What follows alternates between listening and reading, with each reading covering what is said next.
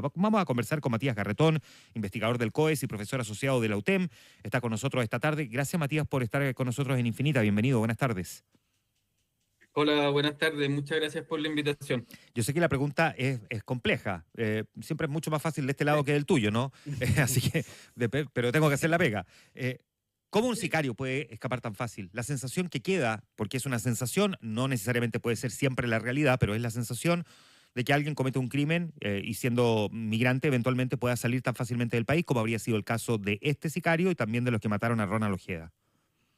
Mira, acá la verdad es que esto empieza desde el 2017, por lo menos, que es cuando se desregula la inmigración, después de los acuerdos de Cúcuta, y luego el 2018 fue la vicerresponsabilidad democrática, y ahí vino mucho cabecilla de Tren de Aragua y otras organizaciones de crimen transnacional que tienen la característica de ser muy predatorias, ¿cierto? Que vienen depredando flujos migratorios grandes, como la gran oleada que llegó el 2017-2018, ¿ya? Entonces, ahí ya se abre la ruta de los Andes. La ruta de los Andes por Sudamérica, tú tienes unas fronteras demasiado porosas, ¿ya? Todas estas rutas de tráfico de personas en Sudamérica pasan por selva, por caminos andinos, ¿ya? Y Chile también está lleno de vasos fronterizos. Entonces acá habían fronteras que no se usaban, pero que siempre fueron porosas y que no tenemos, la verdad, la cantidad de efectivos policiales necesarias para estar vigilando todos y cada uno de los pasos fronterizos. Entonces, es una realidad que se instaló y que sobre todo lo que preocupa es que tú tienes ya un arraigo importante de organizaciones criminales predatorias que, por ejemplo, administran el comercio sexual en Santiago Centro y en otros centros de ciudades del país, que tienen abiertas estas rutas de tráfico de inmigrantes. Entonces, obviamente, ya la facilidad y el conocimiento y la disponibilidad de guías para que te pasen hoy día está mucho más desarrollada que antes. Ya hay un mercado más instalado y un fenómeno que antes no conocíamos, como tener esta relación tan directa entre migración y organizaciones criminales, que, ¿no es cierto?, que mandan a matar gente o que después lavan dinero y lo mueven o sea, lo meten a cuentas bancarias, en Chile lo lavan, lo pasan a criptomonedas y lo mandan como criptomoneda a toda Latinoamérica. ¿Ya? Entonces estamos enfrentando un proceso de crimen internacional creciente, y inevitablemente las fronteras se hacen más porosas. Ya, tú decías que bien marcado desde el 2017, probablemente también hay quienes han planteado que especialmente desde el 2020 tuvimos ahí adicionalmente el problema, dado que entre los confinamientos y cuestiones de esa naturaleza, probablemente también despreocupamos parte del control fronterizo. ¿Coincides en ese análisis? Claro, o sea, son procesos históricos secuenciales. Me Claro. parece que la pandemia en Chile, la pandemia fue una ventana de oportunidad para organizaciones criminales que, por ejemplo, se diversifican de el tráfico de drogas, el tráfico de mascarillas, de insumos médicos. Cuando la economía formal colapsa, hay mucho más incentivos a desarrollar mercados informales, ¿ya? Como fuente de acceder a recursos y también de ganar dinero si hay sin empleo. ¿Ya? Entonces, en todo el mundo hubo como una reestructuración de la economía ilegal, informal y de las economías criminales. ¿Ya? Entonces pero además en Chile nos agarra con este proceso migratorio muy fuerte, en el cual vienen efectivamente no quiero criminalizar la inmigración, que eso quede claro, sino que más bien No, se entiende, claro. proteger a la gran cantidad de inmigrantes de estos depredadores que vienen, ¿ya? Infiltrados en estos movimientos, en estos éxodos humanos, ya en condiciones muy precarias, ¿te fijas? Y son los que primero explotan, ¿ya? Entonces,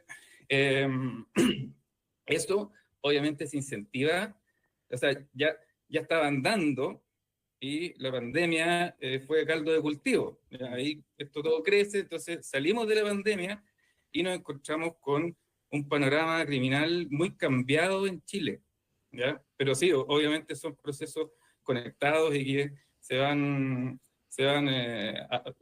reforzando uno al otro. Ahora, Matías, tú dices que, claro, estas organizaciones generan estas rutas que evidentemente conocen al derecho y al revés, porque da la impresión que pueden entrar y salir con mucha más facilidad, de hecho, que el 99% de los mismos migrantes, ¿no?, que intentan ingresar incluso irregularmente al país. La gran pregunta es ya, ¿el crimen organizado conoce estas rutas? ¿Nosotros conocemos estas rutas? Lo digo porque claramente parecían estar bajo el radar hasta el punto que ya, en el caso del sicario ahora, pasaron 4 días antes de que se enterara públicamente que esto había sucedido, uno entiende que había margen para escapar. Pero en el caso de los asesinos y secuestradores de Ronald Ojeda, los estaban buscando y escaparon igual. Rutas VIP. Mm. Oye, pues, en este caso, no sé si ustedes tienen otra información, pero fue así de chiste. Pues. Salió, llamó un Uber, sí, pagó como 2 millones de pesos para que lo 1,5 dejaran en un paso no habilitado y salió al otro día. Ya, muy rápido. Bueno, ahí hay todo un tema de qué pasó en esos 4 días, que se pierde la información. Es muy raro todo lo que pasó ahí en el Poder Judicial, espero que se esclarezca, pero no han habido explicaciones satisfactorias al respecto tampoco. ¿Ya? Pero claro, si tú tienes una empresa de mover gente por frontera, ¿ya? Y tú eres parte de los organizadores de esa empresa criminal, vas a tener la ruta VIP ahí, la más segura, la más desconocida, cambian las rutas. ¿Te fijáis? El problema es que si tú ves como la geografía de los Andes, ¿ya? Es un fractal gigante, en la práctica, para estudiar eso, a menos que pongáis, no sé, pues, bandadas de drones ahí dando vueltas todo el rato, y no está eso, es muy difícil de vigilar toda esa tremenda frontera. ¿Ya? No tenemos los recursos para eso, habría que multiplicar enormemente el presupuesto de vigilancia frontera. ¿Ya? Y eso nos lleva también a que el aumento de gasto que implican estas nuevas requerimientos, estos nuevos desafíos de seguridad que ya son más grandes, ¿ya? Requiere que encontremos un sistema de financiamiento adecuado, y el mejor sistema de financiamiento justamente es la capacidad de incautar las economías criminales para financiar la expansión del gasto público en seguridad, de modo de no tener que cobrar más impuestos para tener mejor seguridad. Es un buen punto ese, es un buen punto. Obvio. Y ya estamos en esa situación. ¿Ya? Es todo el principio de la ruta del dinero. Seguir la ruta del dinero tiene una doble finalidad, que se debilita el poder del crimen organizado, pero también que se fortalece. Es como un impuesto automático, es como el cigarrillo. Se fuma más, hay más impuesto al cigarrillo, entonces tenemos más plata para curar cáncer. Acá es lo mismo. Si crece la economía criminal, tiene que incautarse eso y con eso pagar la expansión de nuevas capacidades de seguridad investigativas, de control de fronteras, ¿ya?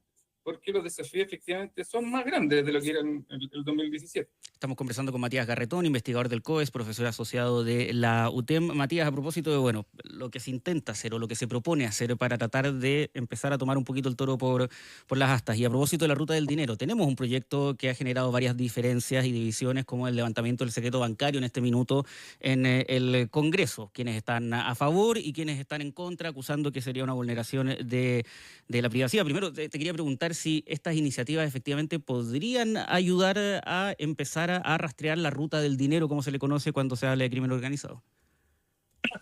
Sí, claramente. Por ejemplo, cuando estamos hablando de el lavado de dinero, de estos 13 millones de dólares del brazo financiero, el Tren de Aragua, que Armani y deshacían empresas, bueno, el problema, más allá de que hagan y deshagan empresas en un día, es porque los bancos que no están, que están manejando las cuentas de estas empresas, que son transacciones, aunque sean pequeñas, igual muy sospechosas, ¿no es cierto? Como esos bancos, ninguno dio reportes de operaciones sospechosas, ¿ya? Entonces ahí el tema está, si tú tienes empresas jóvenes y todo, bueno, más que impedir la creación de empresas, ¿por qué el banco, que tiene como misión, su rol en el sistema de vigilancia financiera, es generar estos reportes? Y de hecho tienen multas si no lo hacen y todo. Pero el banco tampoco tiene un incentivo natural a denunciar a la empresa que tiene cuenta corriente, pues si es su cliente. ¿Te fijas? Entonces, ahí hay algo que está pasando, que los bancos no están reportando en Chile, ¿ya? Y preocupémonos primero de eso, ¿no es cierto? De y que es la base. Y lo segundo es que a partir de los reportes de operaciones sospechosas, lo que se está proponiendo, lo que se está legislando hoy día, fueron artículos que estaban en el diseño original de la ley de inteligencia económica, ¿ya? Que en la primera discusión en el Senado se eliminaron los artículos que habrían permitido hacer lo siguiente, que al recibir un reporte de operación sospechosa, la unidad de análisis financiero pueda investigar inmediatamente la cuenta, ¿ya? Y acceder a la información financiera sin tener que hacer lo que tiene que hacer actualmente, que es preparar un tremendo informe que se demora meses en recopilar antecedentes, presentarlo ante un juez de la Corte Suprema que autorice para lo mismo, ¿te fijáis? Para investigar la misma cuenta del banco, porque ahí pasaron 2 meses, y en esos 2 meses la empresa desapareció y la plata está transformada en Bitcoin, y está en cualquier parte del éter. O sea, claro, en 48 horas ese trámite se puede haber terminado, digamos. O sea, la plata desaparece en 48 horas. Entonces tiene que ser inmediata la capacidad de respuesta, y además tú debieras poder acceder, no sé si eso está redactado de esa forma, habría que revisarlo bien, pero lo ideal es que al tener reporte de operación sospechosa de una cuenta, tú accedes inmediatamente a la información financiera de todas las cuentas asociadas a ese RUT, ¿ya? Porque generalmente estos esquemas involucran distintos bancos. Y eso genera un incentivo muy fuerte para la banca, ¿ya? Porque si en el fondo mi competencia delata antes que yo, y da ese reporte, y después en ese reporte encuentran que yo debiera haber hecho un reporte y no lo hice, porque también abrieron las cuentas de ese RUT, uno ya los pones como en el dilema del prisionero, ¿no es cierto? Claro. Y genera incentivos más sistémicos para que haya más efecto de reporte de operaciones sospechosas, ¿ya? Entonces ahí es la primera defensa de vigilancia económica que tenemos que activar, ¿ya? Y eso involucra banca, incentivos correctos, pero también involucra que avancemos con esta ley, ¿no es cierto? Y que los artículos que repuso el gobierno, ahora que está la ley de inteligencia económica en la Cámara de Diputados, que repuso los artículos en este sentido, bueno, no vuelvan a ser eliminados cuando vuelva al Senado y que finalmente la ley tenga de una vez por todas estas capacidades que se vienen, oye, desde la ley contra el robo de madera del 2022, que estamos esperando estas cláusulas que están en la ley original para seguir la ruta del dinero y desaparecen. ¿Cómo puede seguir el robo de madera sin seguir la ruta del dinero de la venta de madera ilegal? ¿Ya? Y no está en esa ley, ¿ya? Y desapareció de la ley en la discusión. Entonces, van varios años ya que está pendiente esa capacidad, ¿ya? Que está en el ABC, pues es lo primero que habíamos hecho. Ahora, Matías, y a propósito de otras iniciativas que van en línea, o por lo menos teóricamente, de tratar de enfrentar el crimen organizado, está esta suerte de idea de imponer test de drogas a las autoridades, incluyendo al presidente de la República. A ver, seamos honestos, esa iniciativa probablemente nace de una obsesión medio fetichista de comprobar si el presidente no está utilizando drogas, y en específico este presidente, ¿no? En específico de una parlamentaria. Y de una parlamentaria por parte de la oposición, pero ese tipo de iniciativas en algún momento sí pueden servir para eventualmente detectar o insinuar si es que hay alguna autoridad que pueda tener alguna conexión con el mundo del narcotráfico. Mira, yo creo que son medidas que son bastante invasivas, ¿ya? Porque implican, ¿no es cierto?, una acción sobre el sujeto investigado, ¿ya? Y por lo tanto implican, no sé, que tú vas a ocultar actividades y también son más engorrosas, son más caras de realizar, etc. Entonces, como para un screening general, así, te creo para casos específicos, pero y además son inespecíficas, o sea, no va a estar detectando sistemáticamente gente que está metida en crimen organizado, ¿te fijas? Algo más conductual que puede que sea o puede que no sea, de hecho van a ser muchos más los que no. Entonces, es inespecífica y es muy invasiva.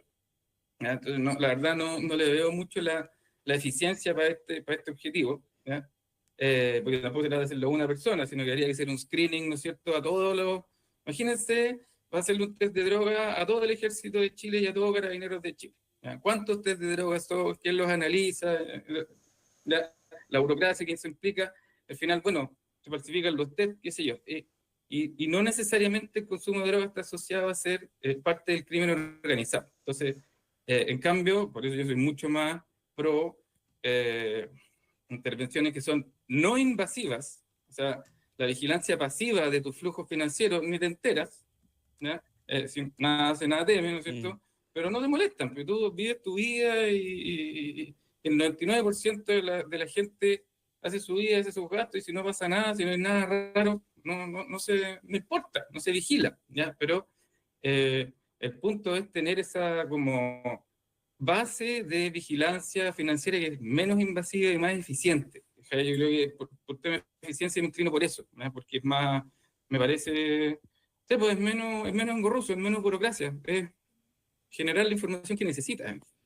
Una última pregunta a quienes consideran, y se dijo desde el principio, pero pareciera que aquí pesaron más otras consideraciones, que no era una buena idea militarizar a la frontera norte para controlar el narcotráfico, no solamente la migración, por cuanto se corría el riesgo de que precisamente instituciones que son más bien herméticas en este tipo de casos, sin embargo, no tengan las herramientas suficientes para evitar que sean permeadas por crimen organizado o narcotráfico, como fue ya el caso de la FACHI y también del Ejército, porque no tienen los elementos, a diferencia de la policía, que también de hecho ha sido permeada, pero no tienen esos elementos para poder contrarrestarlo, que hay evidencia en otros países, en México, en Brasil, en fin, de que esto ya ha ocurrido. ¿Consideras que, por lo tanto, desde esa perspectiva también fue un error no haberlas preparado lo suficiente?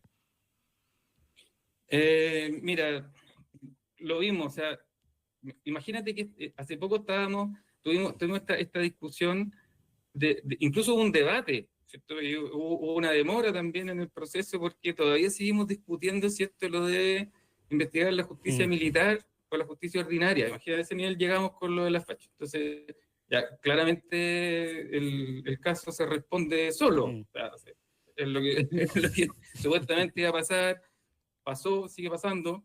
Entonces, claramente es una... Ya, pero por otro lado también, ¿cómo lo hacemos? ¿Ya? Porque tenemos efectivamente esta frontera porosa. ¿Ya? Entonces, yo insisto, si tú sigues los patrones de gasto del ejército, de personal del ejército, y de repente ciertos individuos empiezan a gastar más de la cuenta, bueno, se detecta inmediatamente, ¿ya? Porque hay enriquecimiento ilícito. Entonces son herramientas de screening que también servirían para este tipo, para vigilar. Es una vigilancia, yo te diría como algorítmicamente justa, en el sentido que no caemos en el dilema de quién vigila al vigilante, ¿no es cierto? Porque ponía al superior, pero después se corrompe el superior, y finalmente ¿quién? ¿Ya? Entonces, bueno, tenéis que tener algo como un algoritmo finalmente, bien supervisado, anonimizado, pero que detecte específicamente las señales que son muy claras de enriquecimiento ilícito. ¿Ya? Sí, por ahí yo creo que está la madre del cordero, porque finalmente es una medida que cambia los incentivos para no corromperse. ¿Ya? Genera incentivos sistémicos de, ¿para qué me voy a enriquecer ilícitamente si me van a pillar que gasto más?